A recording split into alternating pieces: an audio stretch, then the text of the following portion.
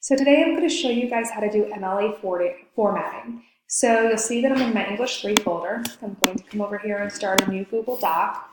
You always want to start off by titling it, so I'm going to go ahead and just for the sake of this assignment, title it Sample MLA.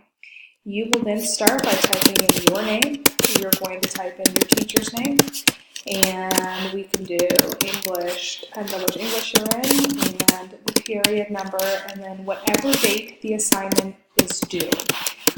The date needs to be this way with the number of the day in front and the year is a 4-digit year in the back. I'm then going to select everything. I'm going to come up here, format, line spacing, make it double, and that way I at least know my paper is set up that way. I am then going to come up here and go to Insert, Header, and I'm going to type my last name, a space, and then I'm going to do Insert, Header, and Page Number, and we're going to do Page Number. We're going to choose the top left one, and you'll see that it's gray highlighted, so that way it changes with each page.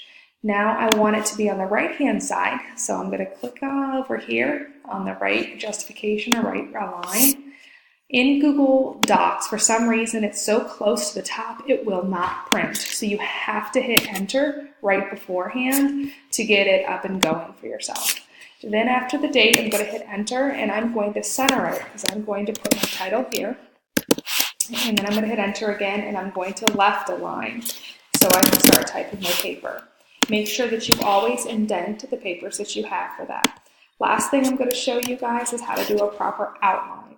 So you come over here to the numbers at the top, you choose the one that looks like an outline, you'll do a title here, you'll hit Enter, it'll automatically capitalize and arrange for you. You hit the Tab button, it will move the letter over.